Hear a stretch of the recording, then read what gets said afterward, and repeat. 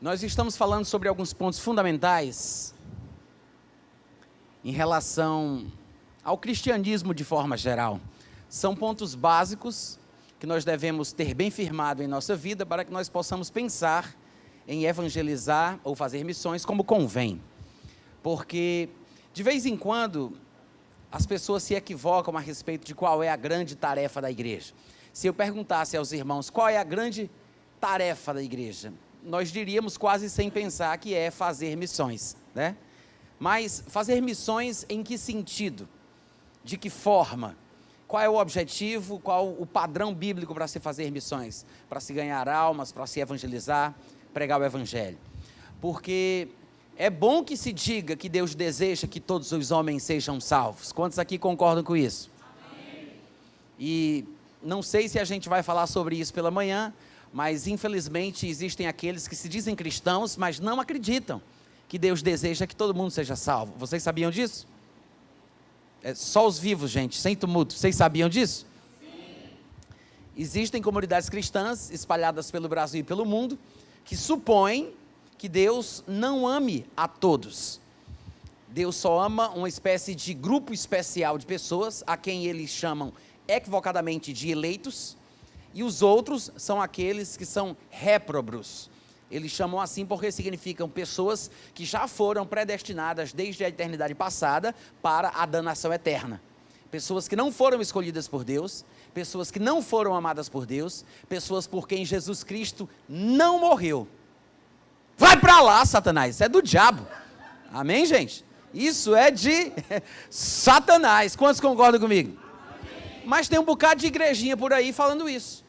Grandes pregadores nacionais, inclusive a quem nós tolamente estamos ouvindo, porque não sabemos que ele pensa esse tipo de coisa, e temos sido influenciados de forma negativa.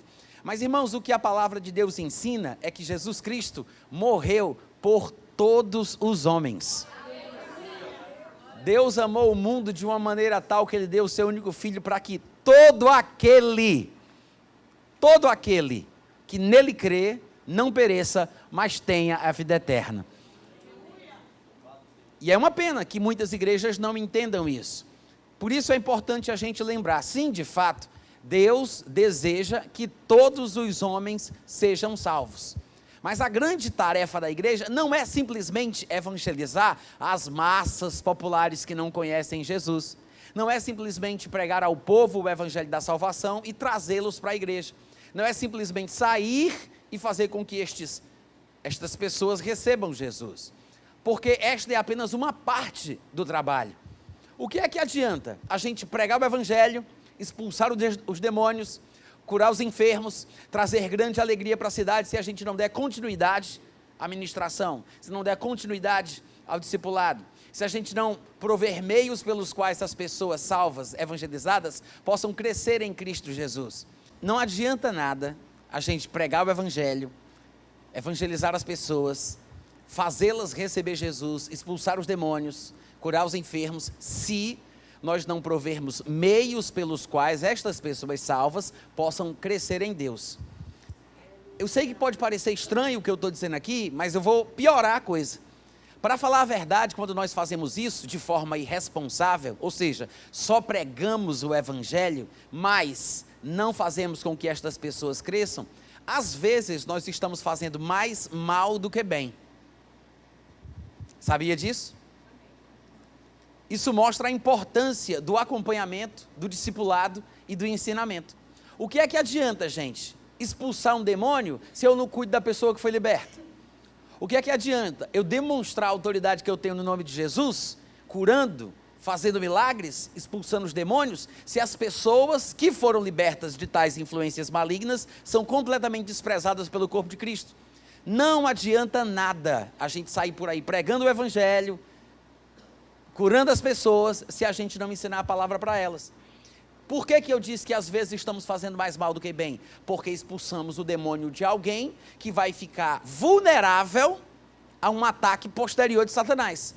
Porque, para os que ainda não sabem disso, quando um espírito imundo sai do homem, ele anda por lugares áridos procurando repouso, porém ele não encontra. E aí diz consigo mesmo: voltarei para minha casa de onde eu saí, e voltando a encontrando vazia, varrida e ornamentada, ele traz 7 espíritos piores do que ele, para quem pensa que não tem demônio pior do que o outro, né? Ele traz 7 espíritos piores do que ele, entram ali e, pasme você, o último estado daquele homem fica pior do que o primeiro. Então não vem me dizer que expulsar demônio, mas não cuidar da pessoa, não é fazer mais mal do que bem. Porque é. Agora, isso é irresponsabilidade nossa, porque às vezes focamos tanto na parte de que Deus quer salvar, que a gente não se interessa na parte do que Deus quer cuidar. E saiba de uma coisa, Deus não tem outros pés, outras mãos aqui na terra, senão a sua e a minha. É por meio de nós que Deus há de fazer a sua obra. Agora, qual é esta obra? Que tarefa é essa que Deus deu à igreja? Com certeza não é somente pregar o evangelho, salvar as pessoas e expulsar os demônios. É por isso que quando as pessoas me dizem, a grande tarefa da igreja é fazer missões, eu sempre me pergunto, missões em que sentido? Missões de que forma? Pregar, evangelizar, como? De qualquer jeito não pode ser. Porque pelo que eu me lembro, e eu gostaria que vocês conferissem comigo, lá em 1 Timóteo capítulo 2, versículo 4, o que está escrito muito claramente é que Deus deseja que todos os homens sejam salvos e cheguem ao pleno conhecimento da verdade. 1 Timóteo 2, 4. Dá uma olhadinha aí com esses olhos que a terra há de comer. Se Jesus não voltar antes. 1 Timóteo 2, 4. Já colocaram aqui em cima, ó. Deus, o qual aí é Deus, tá? Deseja que todos os homens sejam salvos e cheguem ao pleno conhecimento da verdade. Tá? Primeira pergunta, Deus quer salvar quantos? Quantos? A maioria? Uma boa parte? Os eleitos? Os judeus? Os predestinados? Quantos? Todos. Agora, gente, o fato de Deus estar querendo que todos sejam salvos, significa que todos se salvarão? Mas Deus não está querendo? O simples fato de Deus querer não quer dizer que aconteça. E esse é o nosso problema. Nós pensamos que porque algo é da vontade de Deus, vai acontecer automaticamente, nem que a vaca tussa, por cima de pau e pedra. Deus vai me abençoar nem que seja na marra. Não é assim que as coisas funcionam. Deus não fez o ser humano como um robô. Nós não somos fantoches, não somos marionetes. Pelo contrário, numa possível melhor tradução de uma expressão bíblica do livro de Gênesis, Deus nos fez uma duplicata em espécie da própria categoria divina. Aleluia. Somos a sua imagem e semelhança, como diríamos em nossas versões em português. Somos a imagem e semelhança de Deus, o que significa que, pasme você, Deus fez cada ser humaninho, crente ou não crente, evangélico ou não, todos os seres humanos são a imagem e semelhança de Deus, e por isso, tem a capacidade de até rejeitar a Deus, e isso é muito bom. Por quê? Porque se o homem não tivesse condição de desobedecer a Deus, como é que ele sabe que serve a Deus porque quer? Porque se ele não tem condição de desobedecer, pode ser que ele sirva porque não tem escolha. Mas se ele pode desobedecer e ele serve a Deus, prova que ele faz por vontade. Isso é o que nós chamamos de livre-arbítrio. Seria injusto Deus dizer que fez o homem à sua imagem e semelhança e não dar ao homem a oportunidade de pecar. Seria injusto Deus dizer que o homem é livre, mas não haver a árvore do conhecimento do bem e do mal, que desse ao homem a possibilidade de rejeitar e desobedecer a Deus. Seria injusto. Mas para que nós saibamos que Deus é fiel e verdadeiro, que Ele nos fez livre de verdade, e que se nós o amamos porque estamos realmente entregues a Ele, Ele nos dá a condição de pecar, a condição de rejeitá-lo, a condição de não acreditar nele, de irmos contra a sua vontade, o que prova de fato que nós somos livres. Afinal de contas, se não fôssemos livres, seria injustiça de Deus punir as pessoas lançando-as no inferno. Por qual razão tais pessoas vão para o inferno, se Deus é justo? Porque se as pessoas fazem o que fazem, porque Deus predeterminou que elas fossem assim, irmãos, se uma pessoa está vivendo no mundo e está pecando porque Deus quis, porque tudo está debaixo do controle de Deus, então essas pessoas merecem entrar no céu, porque estão fazendo aquilo que Deus quer. Eu estou pregando muito bem hoje pela manhã, cadê os amigos, aleluia? Quantos estão entendendo o que eu estou falando? Não, irmãos, Deus não está controlando tudo como nos convenceram os nossos pregadores prediletos. Pelo contrário, Deus fez o homem um agente moral livre, capaz de escolher para o seu bem ou para o seu mal. E é aí onde entra o grande papel do evangelista, do crente, do pregador, porque somos nós quem desvendamos os mistérios de Deus a um mundo perdido. Somos nós, os embaixadores de Cristo, que rogamos às pessoas que se reconciliem com Deus. Somos nós que levamos Jesus às pessoas. Somos nós que proclamamos que Deus ama o mundo de uma forma tal que Ele deu Jesus para que todo aquele que nele crê não pereça, mas tenha vida eterna. Agora, se nós não fazemos a obra como convém, quem vai fazer, pelo amor de Deus? Quem vai fazer? É por isso que nós temos que entender que assim como Marcos capítulo 16 é verdadeiro, Mateus 28 também, gente. Todo mundo lembra de Marcos 16 que diz: estes sinais seguirão aqueles que crerem. Em seu nome, no nome de Jesus, expulsarão demônios, falarão novas línguas, se impuserem as mãos sobre os enfermos, eles se recuperarão, pegarão em serpentes, se beberem alguma coisa mortífera, não lhes fará dano algum. Todo mundo lembra disso. Mas se esquecem do que está lá em Mateus 28, que diz: ide por todo o mundo, fazei discípulos, ensinando eles a guardar tudo aquilo que vos foi ordenado. O pessoal lembra de Marcos 16, mas Mateus 28 que é bom, necas de pitibiribas, como dizia a minha mãe, seja lá o que isso signifique. Ou seja, ninguém lembra de Mateus 28, que fala do ensinar. Marcos 16, todo mundo lembra, que é a parte espetaculosa do milagre, da cura, da libertação, da expulsão de demônios, do falar em línguas, que tem o seu lado importante, que não pode ser desprezado. Mas, gente, se eu sair por aí, na cidade de João Pessoa, no bairro de Mangabeira, sair pela vizinhança, expulsando demônios, mas não cuidar das pessoas que foram libertas, eu me pergunto, que evangelismo é esse? É por isso que não adianta a gente se empolgar para sair pregando o evangelho, se a gente não está interessado nas pessoas para quem a gente prega. Afinal de contas, eu estou fazendo o quê? Estou me amostrando? Eu só quero mostrar que eu estou fazendo a obra? É para aumentar o meu pedigree, essa estrela sobre o meu ombro? Para aumentar a minha patente hierárquica na igreja? Qual é o objetivo de pregar o evangelho? Se não é porque a gente ama aqueles por quem Jesus morreu. Então, se eu amo, antes de querer pregar, eu tenho que pensar em cuidar daquela pessoa. É por isso que nós evangélicos, às vezes, damos tão mau testemunho, porque falamos tanto de amor, mas tratamos as pessoas mal. Se a pessoa não se vestir como eu não olho nem para ela. Se a pessoa for homossexual, eu não falo nem com ela direito. Se a pessoa fumar cigarro, eu quero passar longe. Se é uma prostituta, eu viro as costas. Se deixou de vir para a igreja, eu mando para o quinto dos infernos. Nunca vi um povo tão carrasco e cruel como esse povo evangélico. Povo hipócrita, falso e mentiroso, que diz que Deus ama as pessoas, mas eles não amam.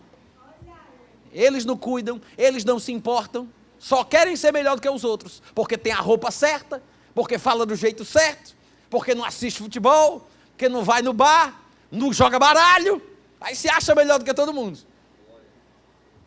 Fica sorrindo, olhando para frente, que ninguém vai desconfiar que Deus está falando é contigo.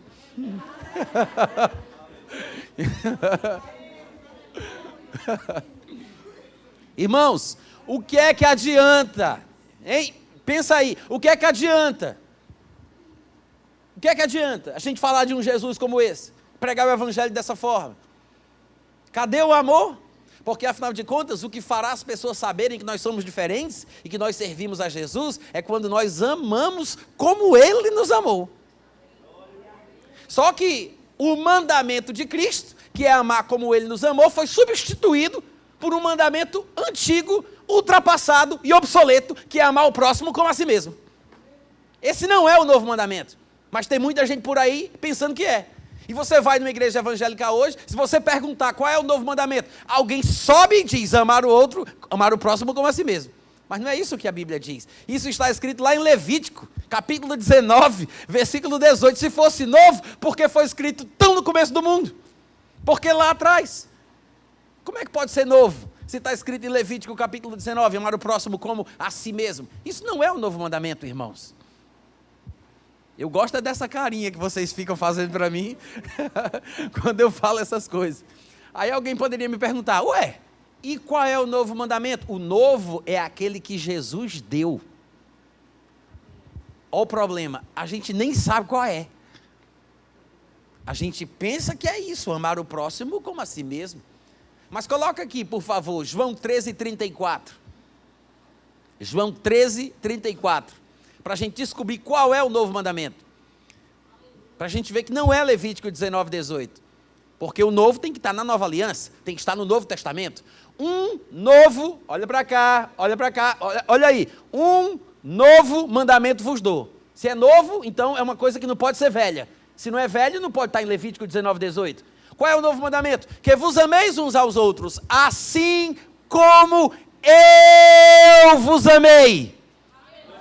Como eu vos amei. Não é você amar o outro como você se ama.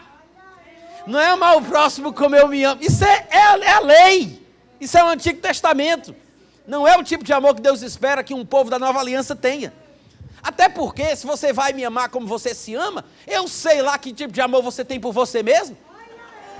Eu não sei nem se você se respeita como convém. Eu não sei nem se você se valoriza. Eu não sei nem se você entende o quanto Deus te quer bem. Você vai me amar com esse amor fuleiragem, que não vale uma cibazol, não vale uma arruela furada. Pra cima de mim não, compadre. Pra cima de mim não. E eu vou amar como, irmão Natan? Como Jesus amou. Isso é forte. Muito forte. Sabe por quê? Significa amar quando não se merece. Vai estudar como é que Jesus tratava as prostitutas. Vai estudar. O homem tinha a fama de ser amigo de prostituta. Amigo de pecador. Amigo de publicano, de gente que não prestava. Amigo. Fama de ser amigo. Sabe qual é o problema? É porque a gente preza mais pela nossa reputação de evangélico metido a besta. A gente preza mais por essa reputação do que por fazer a obra de Deus como Ele quer. A gente gosta de falar de Jesus. Todo mundo gosta de falar de Jesus. Mas falar como Jesus ninguém quer. Agir como Jesus. Amar como Jesus. Ser como Jesus. Falar de Jesus é fácil. Até Satanás fala. Satanás sabe quem é Jesus Cristo. Satanás crê em Jesus Cristo. Falar de Jesus é fácil. Agora, falar como Jesus, amar como Jesus, ser como Jesus é diferente. Aí eu digo, uma igreja que entende o amor de Deus de verdade, que compreende, saiu daqui, mas vocês lembram, o Novo Testamento, uma pessoa que entende o que é o Novo o Novo Mandamento, aí é diferente. Porque uma pessoa dessa não vai pregar por pregar, não vai pensar mais no demônio do que na pessoa.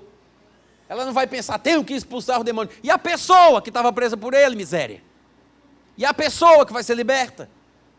O indivíduo que tem que ser amado, que tem que ser cuidado, que é a imagem e semelhança de Deus, por quem Jesus Cristo morreu.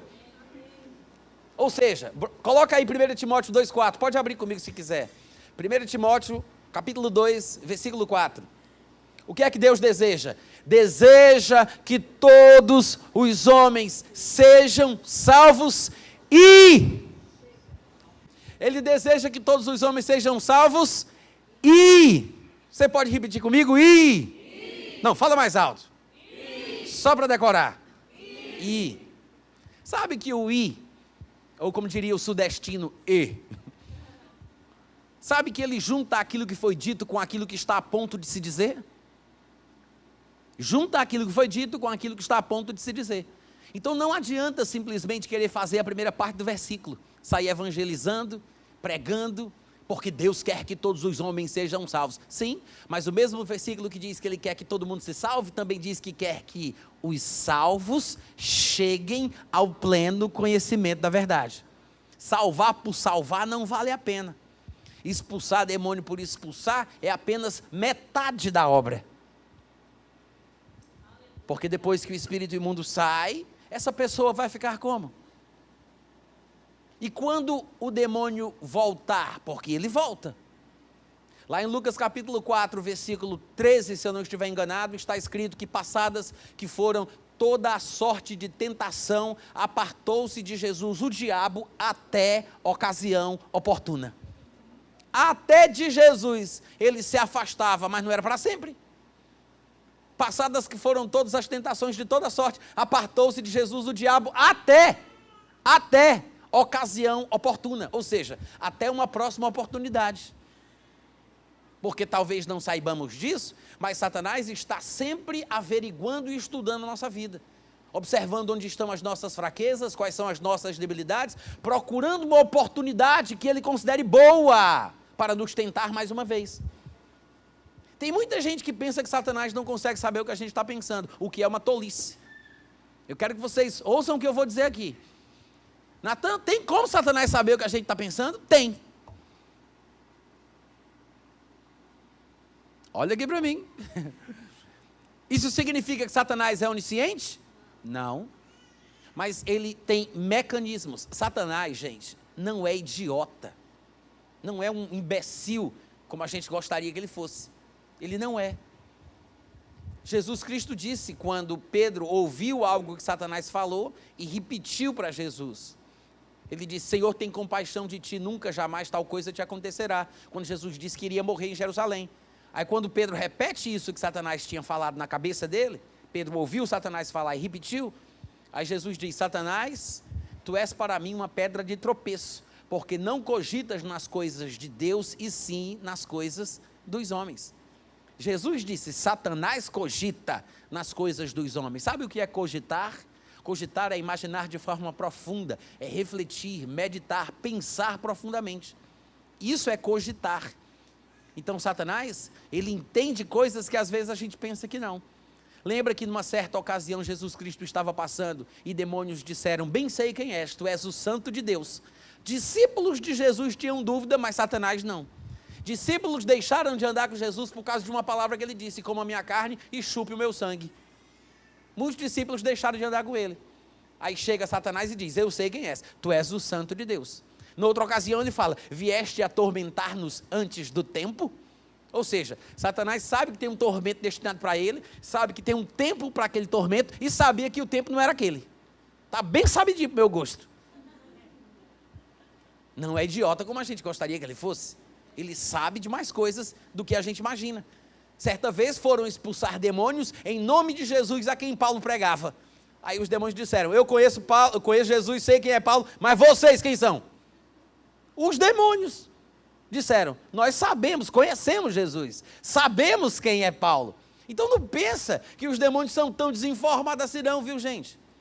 Eles entendem das coisas, conhecem, eles meditam nas coisas dos homens, cogitam das coisas dos homens. Então ele tem meios e mecanismos pelos quais ele possa saber o que é que está na nossa cabeça. Não é que ele seja onisciente, mas imagine se Satanás diz, Natan, eu estou aqui pregando, aí Satanás diz, pare de pregar, desliga o microfone, fecha a sua Bíblia, beba água, vá no banheiro, depois volte, abra a Bíblia, liga o microfone e continue pregando.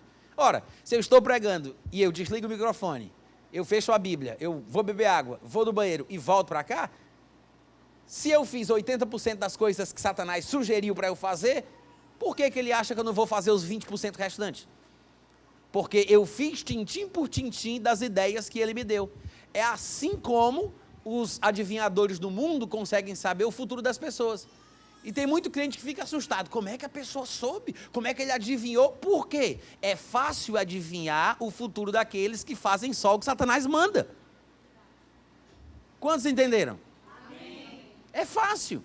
Por quê? Porque Satanás joga verde para colher maduro. Ele consegue saber se você está na dele ou não, te dando uma sugestão para ver como você reage. Se você fica firme e resiste pela palavra, ou se você cede e faz de acordo com a vontade da sua carne. É dessa forma que ele consegue saber o que a gente está pensando. Porque quando eu faço o que ele manda, ele sabe que eu estou fazendo aquilo que ele sugeriu. O que está na minha cabeça, o que ele falou. Então ele sabe o que eu estou pensando. Mas uma forma de deixar Satanás desorientado, sem saber o que nós estamos fazendo, sem saber o que está em nosso coração, é rejeitando as sugestões carnais e fazendo somente o que está na palavra de Deus. Resistir as tentações de Satanás, as coisas que ele sugere, é uma forma de ficar no centro da vontade de Deus. Amém, gente? Amém. Agora, que Satanás é esperto, ele é. É por isso que a Bíblia diz, se eu não me engano, lá em 1 Pedro, capítulo 5, que ele é como um leão que anda ao nosso redor, ou derredor, são sinônimos. Ele anda ao nosso redor, procurando alguém a quem ele possa tragar. Vê se é 1 Pedro, capítulo 5, versículo 8. Pode ser que eu esteja enganado, mas se for, coloca aqui para mim. 1 Pedro 5, 8. Sede sóbrios, vigiai, porque o vosso adversário, o diabo, anda em derredor, rugindo como leão, procurando a quem possa tragar. Quantos podem dar um grito de aleluia? Aleluia. Não é bom saber que Satanás está procurando a quem ele possa tragar? Hein, gente? Eu acho que vocês não entenderam, não, eu vou explicar. A Bíblia mostra que Satanás, olha, presta atenção, olha para cá. Satanás não pode tragar a quem ele quer. Ele precisa procurar a quem possa. Porque tem uns que ele pode, mas tem outros que ele não pode. Mas a Bíblia diz, agora vocês vêm dar aleluia, né? Muito bonito para a cara de vocês. Satanás, ele anda ao redor procurando a quem ele... Diga, comigo ele não pode. Que seja verdade. Mas é bom saber que ele tem que procurar. É bom saber que ele tem que procurar a quem ele possa. Porque mostra que ele não tem poder e domínio sobre qualquer um só porque ele quer. Ele não pode fazer o diabo a quatro na vida de qualquer um a seu bel prazer. Porque nós temos autoridade no nome de Jesus Cristo para resistirmos ao diabo, para expulsarmos os demônios e vencermos como crentes. Primeiramente em nossa vida individual, depois podemos fazer isso pelos outros, se nós nos importarmos por eles, para que nós possamos fazer a segunda parte. Ou seja, Deus deseja que todos sejam salvos, mas Ele quer que os salvos cheguem ao pleno conhecimento da verdade. Então o crente deve expulsar os demônios em nome de Jesus, mas deve ensinar e transformar o liberto em um discípulo.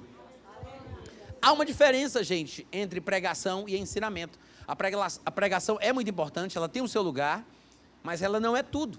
Pregar é proclamar, é contar, é inspirar as pessoas. Ensinar é informar, explicar e detalhar.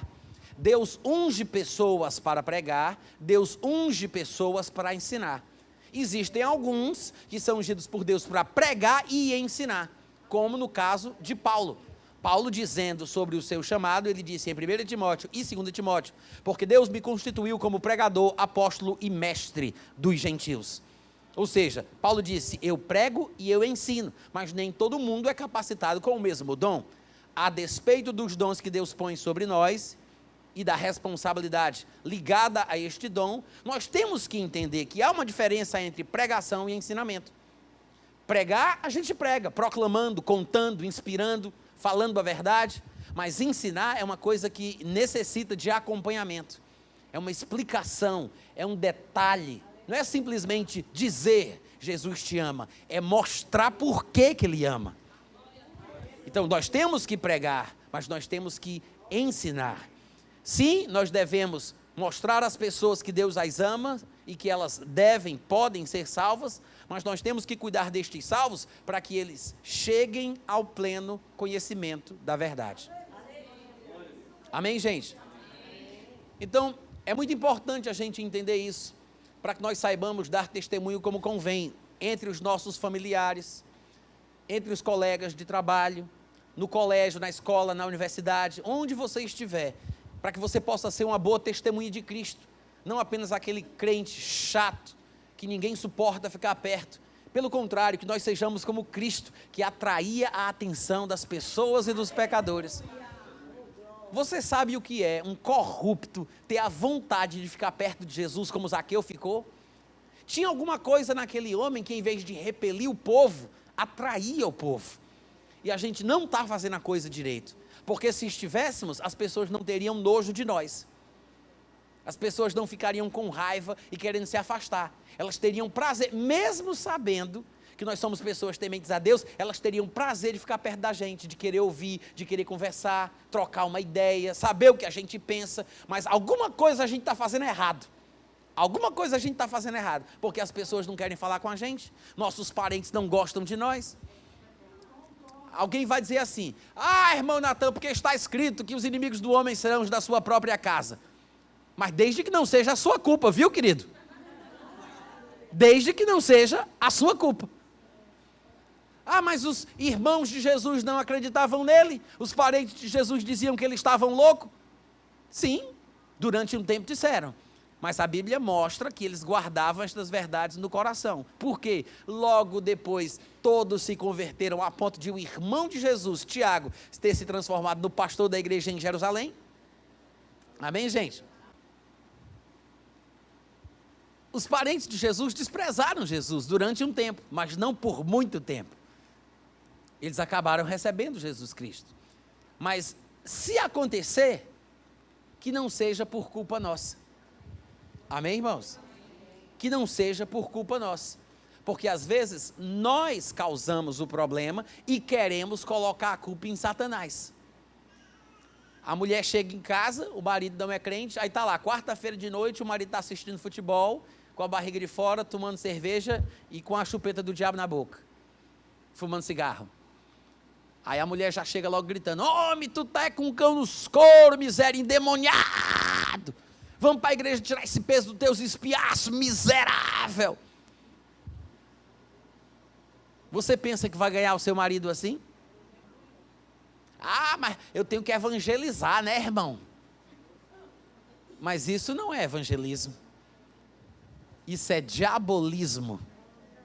Você está colocando a pessoa para mais longe do que perto. Tem um dizerzinho lá no Ceará que é o seguinte: você pensa que é bonito ser feio? Ou seja, fazemos coisas pensando que estamos sendo espirituais, quando na verdade nós estamos sendo carnais. Aí você me pergunta: mas irmão Natan, como é que uma mulher que é crente evangeliza um marido que não obedece à palavra? Quer saber como? Está escrito lá em 1 Pedro capítulo 3, versículo 1. Pode colocar aí para a gente? 1 Pedro 3, 1.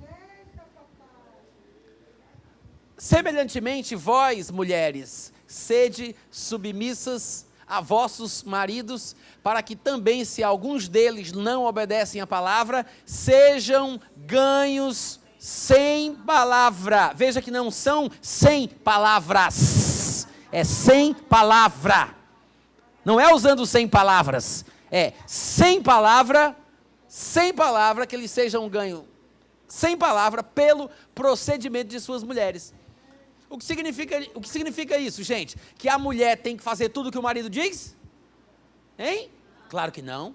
A mulher tem que obedecer o marido em tudo? Não. E se o marido disser que quer ver ela bebendo cachaça no Bato Chiquinho no final de semana que vem? Hein? É para obedecer o marido? Não. Claro que não. Claro que não. Porque ser submisso não é a mesma coisa de ser obediente. A submissão é o respeito e a consideração pela pessoa que tem uma posição e uma autoridade a desempenhar. Mas isso não significa que o crente tem que ser idiota e fazer tudo o que essa autoridade manda. Se você estiver no trabalho e o teu chefe te mandar mentir, tu vai ser submisso e vai mentir? Ser submisso não é fazer o que a autoridade manda. Seja o pastor, seja o padre, seja o chefe, o patrão, o marido, o presidente da república, o policial, não interessa. O crente corre até risco de morte por não fazer o que a autoridade manda. Mas é melhor morrer certo do que viver errado. Os irmãos entendem a diferença? Pedro e João foram ordenados na igreja de Jerusalém a não falarem, a não ensinarem no nome de Jesus. Foram açoitados, pernoitaram na prisão e saíram para pregar o evangelho. E depois as autoridades de Israel pegaram eles de novo e perguntaram: nós não vos ordenamos explicitamente que não ensinassem e não falassem no nome de Jesus? Aí o que foi que Pedro respondeu? Ele disse: antes importa obedecer a Deus do que aos homens. Não foi por isso que Daniel foi parar na cova dos leões? existe um lugar para uma desobediência que é bíblica. Se uma autoridade, seja ela quem for, ordenar o crente a fazer uma coisa errada, o crente não tem a permissão, ele tem o dever, a responsabilidade moral de desobedecer, nem que morra por isso. Tem a responsabilidade de desobedecer, porque dá o testemunho. Se a mulher, o marido diz, você não vai mais para a igreja não, viu minha filha? Eu não entendo muito da Bíblia não, mas eu estou sabendo que o marido é que manda no lar. E você não vai mais para essa igreja dos crentes não. O que é que a mulher faz? Eu vou deixar de ir, porque a Bíblia diz que eu tenho que ser submissa ao marido. Ser submissa não é obedecer em tudo. Porque se a mulher deixa de ir para a igreja só porque o marido mandou, vai mostrar para ele que ir para a igreja não é tão importante como ela dizia. É um mau testemunho. Por qualquer coisa, ela deixa de seguir a Cristo e de fazer o que a palavra de Deus manda.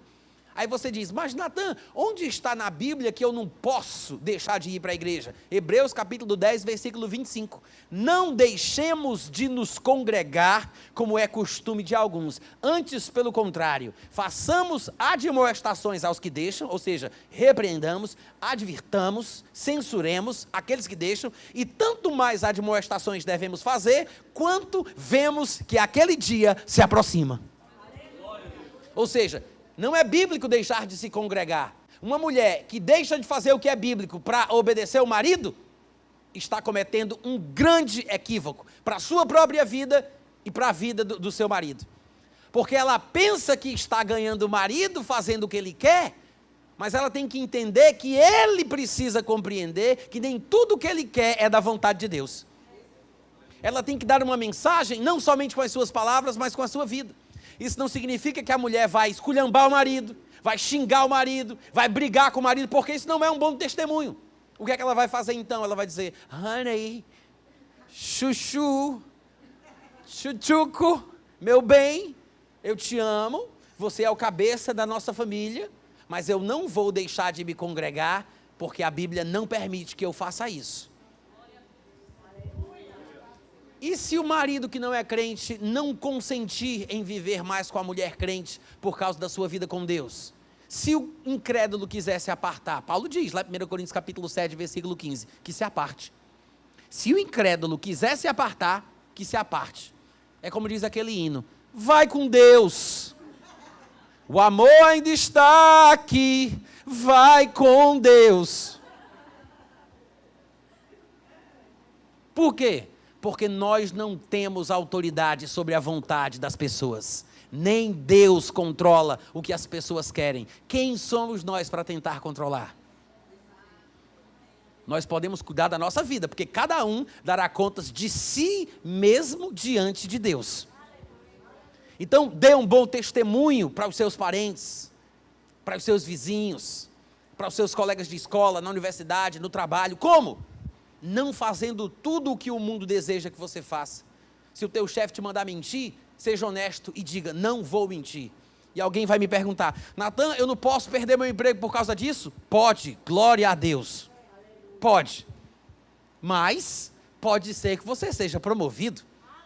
Porque pode até ser que o teu patrão fique com raiva. Mas quando ele precisar de alguém para um cargo de confiança, ele vai lembrar do crente que não mente. Isso não é profecia, não estou prometendo nada a ninguém. Mas você tem que estar preparado para o que der e vier. Confia em Deus. Faz a vontade dEle acima de tudo. Porque dessa forma você vai pregar muito melhor do que simplesmente sendo aquele crente chato, implicante, que gosta de bater boca por questões mínimas da religião. Vocês entendem o que eu estou falando? O meu pai, ele era alcoólatra, e eu tenho 44 anos de idade, eu sei que não parece nesse corpinho de 25, mas eu fumei maconha, cheirei cola, eu tinha uma plantação de maconha no quintal da minha casa, não era para o tráfico, era consumo próprio, amém? Ninguém entendeu a piada, mas tudo bem. E eu era drogado, perdido, com os 18 anos de idade eu fiquei louco, esquizofrênico, porque a minha família por parte de mãe, toda ela foi esquizofrênica. Eu tive um primo que se matou, ele tentou se matar enforcado, o irmão dele viu ele se enforcando numa corda, correu e salvou ele da corda. Mas na mesma hora que ele saiu, ele correu para o quintal, comeu lixo e morreu no mesmo dia, intoxicado.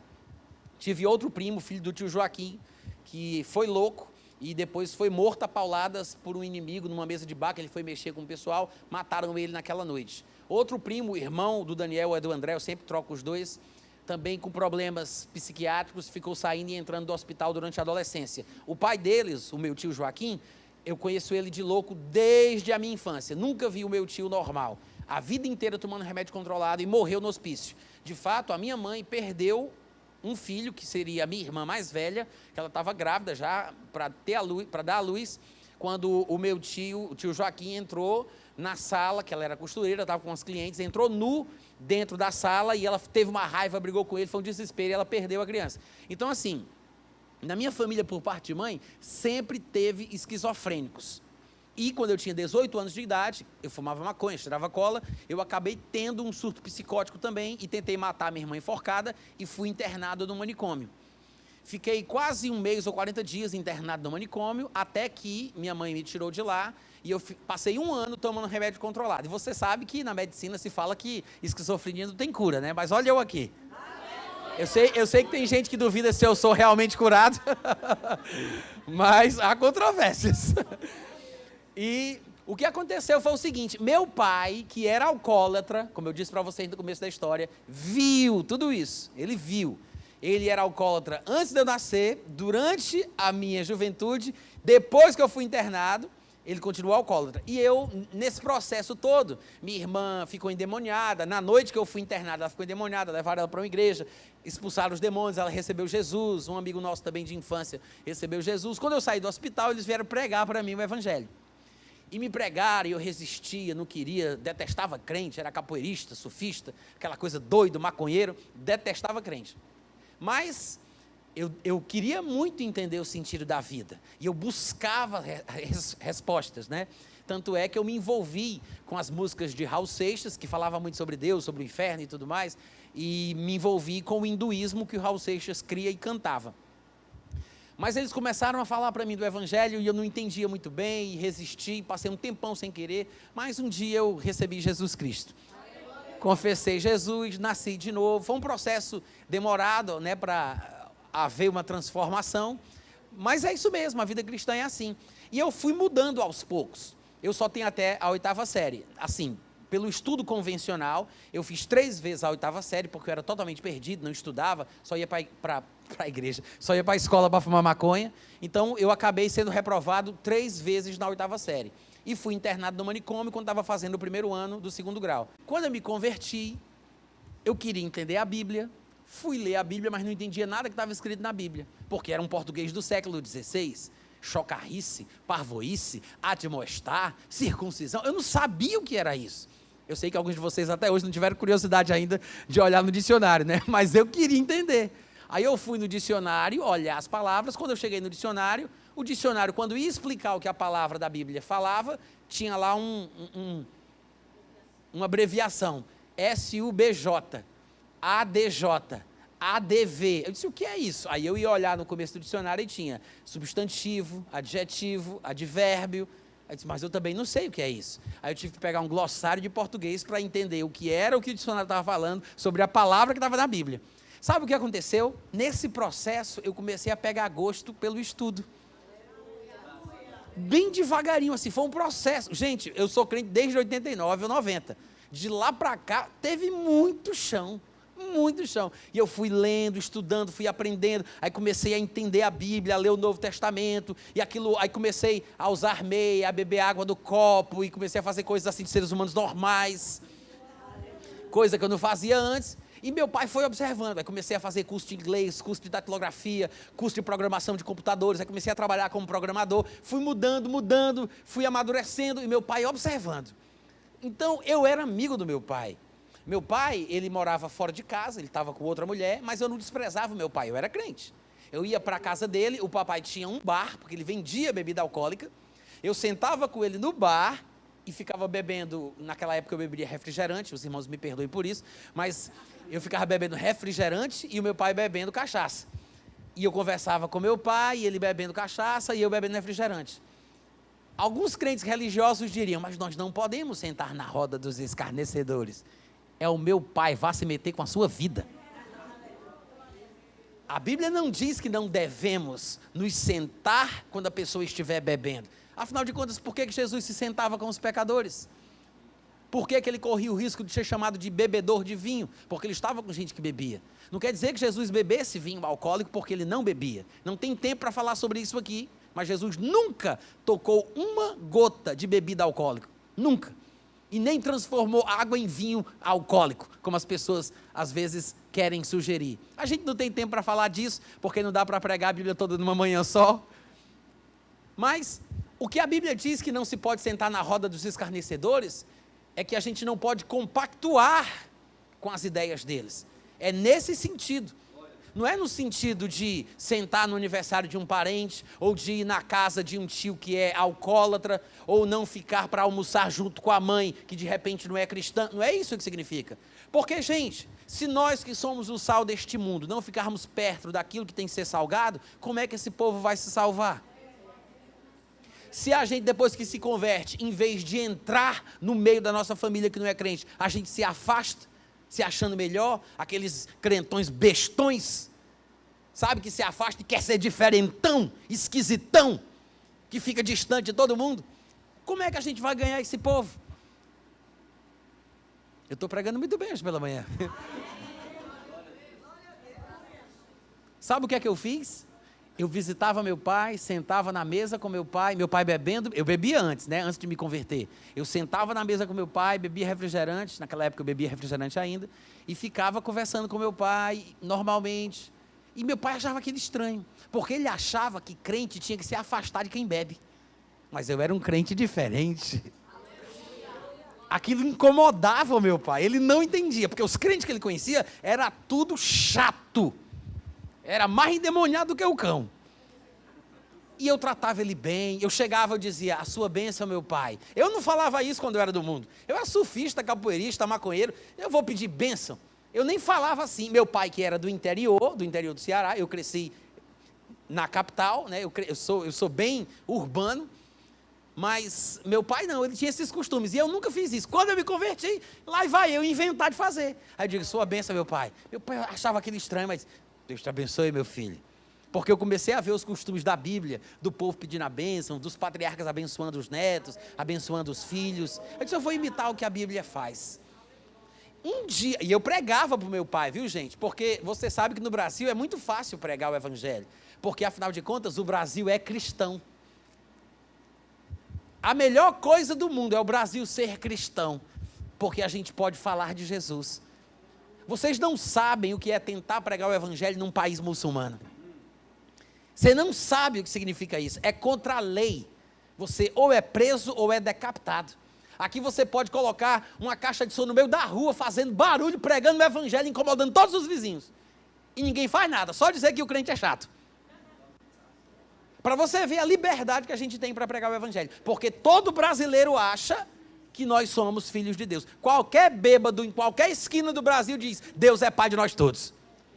O que é uma oportunidade para evangelizar. E era exatamente o que eu fazia. Quando meu pai e os amigos bêbados dele estavam conversando e alguém falava alguma coisinha, mas Deus dá o frio conforme o cobertor. Eu disse, é por aqui. Colocou Deus na história, eu vou entrar no assunto. Aí eu começava a explicar, mas não é bem assim. Aí no outro dia, mas Deus escreve certo por linhas tortas. Aí eu, mas não é bem assim. Deus deu, Deus tomou. Aí eu, mas não é bem assim. Aí eu trazia o evangelho e mostrava pela palavra de Deus como as coisas realmente são. Devagarinho, comendo pelas beiradas, sem pressa, mostrando amor, tendo consideração. Um dia, meu pai chegou para mim e disse assim, Natan, eu tenho certeza que você tem um poder dentro de você, que se você orar por mim, eu vou ser liberto da bebida. Meu pai. Eu disse, e o senhor falou certo, porque eu tenho mesmo. Preguei para ele, ele recebeu Jesus, eu orei por ele, e ele foi liberto. Mas você sabe que um novo convertido, ele não consegue viver como um crente velho há muito tempo. Então, uma pessoa que passou a vida inteira bebendo, obviamente ele vai ter dificuldade para largar a bebida. Mas aí o crente metido a besta diz, não se converteu de verdade. Porque crente que é crente de verdade, larga a bebida, larga o cigarro. Não é verdade, gente. Não é verdade. Se a pessoa está viciada e acostumada a fazer aquilo, ela cria um circuito cerebral, neural, que faz com que ela fique presa naquele comportamento compulsivo. Existe um neurotransmissor em nosso cérebro que se chama dopamina, que controla a nossa ânsia, o nosso desejo por coisas prazerosas. Não somente na área do vício sexual, não somente na área do vício através de drogas fora do corpo, como a bebida alcoólica, como o cigarro, a maconha e outras coisas mais, mas também em relação à comida. A pessoa que é viciada em comer comidas de teor calórico muito alto, elas são viciadas por causa deste negocinho dentro da cabeça dela, que se chama dopamina. A pessoa que treina o seu corpo para ser presa a um prazer da carne, seja prazeres da mesa, ou prazeres sexuais, ou prazeres químicos, ela vai ter dificuldade de se libertar, leva tempo, às vezes tem gente que não consegue, morre naquele vício. Então dizer que a pessoa não confessou Jesus de verdade, porque ela está presa num comportamento errado, é precipitação. É por isso que nós temos que ter paciência. A pessoa pode receber Jesus hoje, mas continuar fumando no final de semana que vem. E a gente tem que ter paciência para que ela entenda e cresça em Deus para se libertar dos seus maus comportamentos. E graças a Deus eu tinha esse entendimento. Graças a Deus eu tinha esse entendimento. E meu pai recebeu Jesus, mas tinha dificuldade de largar a bebida. Só que ele começou a ler a Bíblia, foi se firmando, até que um dia ele morreu, provavelmente de cirrose. Sentiu uma dor muito grande na barriga, foi para o hospital e morreu no mesmo dia. Por quê? Porque passou a vida inteira bebendo. E teve dificuldade de largar, mas ele confessou Jesus através da pregação do Evangelho. Aí eu soube pela internet que meu pai tinha morrido. Um primo meu me avisou. Ele estava no interior do Ceará. Aí o que foi que eu fiz? Eu tenho 5 livros publicados, que eu mesmo escrevi. Eu peguei uns 3 livros meus diferentes, coloquei dentro de uma mochila e fui para o velório do meu pai. Para quê? Para aproveitar a oportunidade para pregar para meus tios. Cheguei lá, aí a minha tia disse, Natan, você que é pastor, né? Você gostaria de dar alguma palavra? Aí eu disse, pois não, tia, já que a senhora insiste. Eu já estava preparado, cheio de livro para distribuir. Aí o caixão do meu pai aqui, aí na casa da vovó. Aí eu falando para os meus tios, pregando a palavra, dizendo o que aconteceu com meu pai, dando testemunho, meus tios chorando. Aí eu disse, se vocês quiserem conhecer mais sobre Deus, eu tenho alguns livros aqui por acaso. Distribuir para a minha família inteira. Gente, devemos aproveitar as oportunidades, mas devemos fazer isso com amor. Com amor. Sabendo que as pessoas vão ouvir mais o Evangelho que a gente vive do que o Evangelho que a gente prega.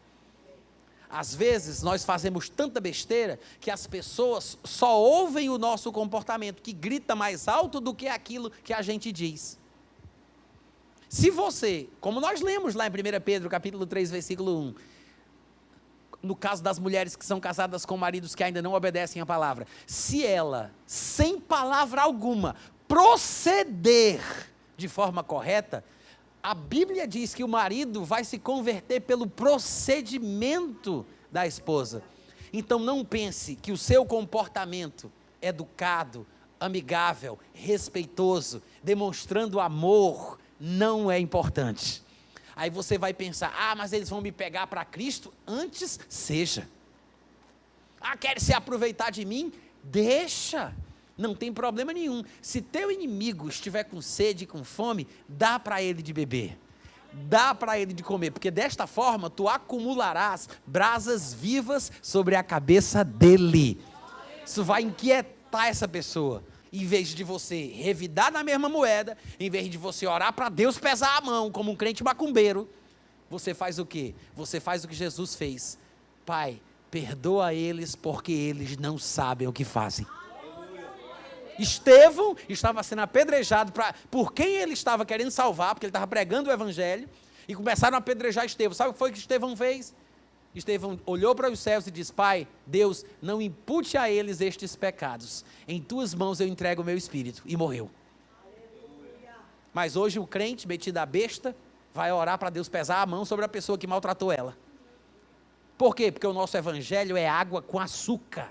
O nosso evangelho é fraco, não vale nada. O cristianismo que a gente vive é superficial e medíocre. Porque não sabemos o que é o verdadeiro cristianismo. viver como Cristo viveu, amar como Cristo amou, pregar como ele pregava, mais com a vida do que com eloquência e sabedoria de palavras. Porque dá para fazer isso, mas não surte o mesmo efeito que uma vida cheia de amor. Expulsar os demônios é bom, mas cuidar da pessoa que estava presa por ele é muito melhor. Deus deseja que todos os homens sejam salvos, mas Ele quer que os salvos cheguem ao pleno conhecimento da verdade. Amém? Vamos fazer a obra como convém, irmãos, porque essa é a vontade de Deus para a nossa vida. Eu espero que vocês tenham sido abençoados nesta manhã.